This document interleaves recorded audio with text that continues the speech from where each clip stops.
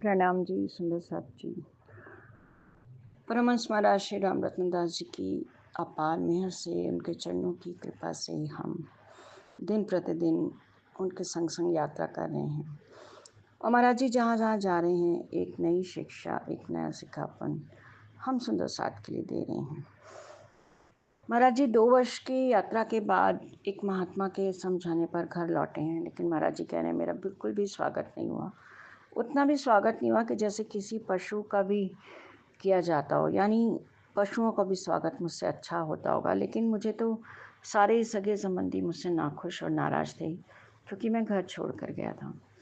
तो सुंदर सा जी, चाहे हमारे परिवार का कोई भी व्यक्ति, चाहे सही रास्ते पर होता है, परम तत्व की खोज पर होता है, लेकिन फिर भी हम उसको उतना सहयोग नहीं कर पाते हैं, क्योंकि ये समझा जाता है कि परिवार के प्रति वो दायित्व अपने पूरा नहीं कर रहे, क्योंकि और उनका पहला दायित्व परिवार है। इसीलिए महाराज जी भी कहते हैं कि मेरा किसी ने स्वागत नहीं किया और मैं फिर 9 वर्ष तक गांव से बाहर ही रहा, जूड़ जगह पर।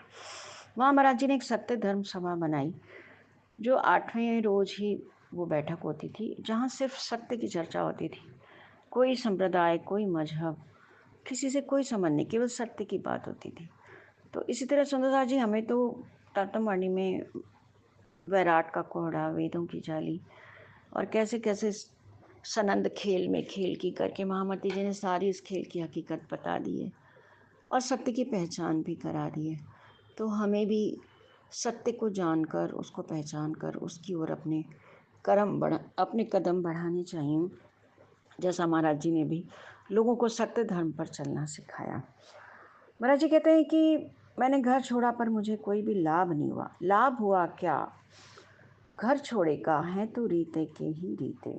कह रहे हैं लाभ मुझे क्या हुआ, मैं तो खाली का खाली रहा। आयु क्षीण होती जाती है, श्वास जा रही बीते, और धीरे धीरे मेरी श्वास भी जा रही है, आयु बीतती जा रही है, और अभी स्वागत कभी हुआ ना हो। जग के बीच भगोड़ों का इतना भी नहीं किया किसी ने स्वागत जितना ठोरों का।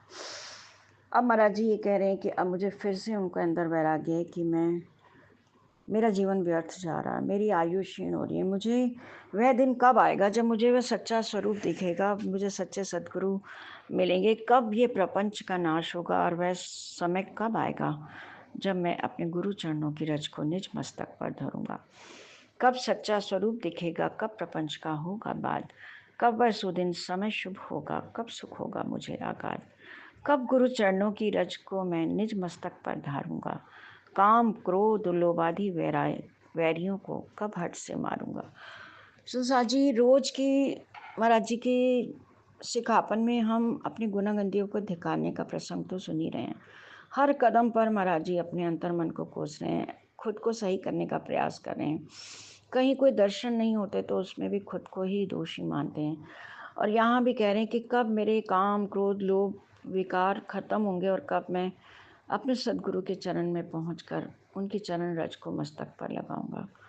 तो सुंदर साथ जी ऐसी लगन, ऐसी सदगुरु की खोज में उन्होंने जो अपना समर्पण किया, जो खुद को वार डाला है, वैसा हमें भी चलने का प्रयास करना चाहिए। हम भी अपने गुणंग इंद्रियों को सहेज कर और अपने धनी क्यों लगाएं। हमारे पास तो अब लक्ष्य भी स्पष्ट है और तारतम ज्ञान के रूप में उसकी कुंजी भी है। तो हम भी अपनी जो पल पल घटती आयु है, इस सुअवसर को यूं ही ना जाने दें, इसका उपयोग करें और महाराज जी के बताए रास्ते पर चलें। प्रणाम जी।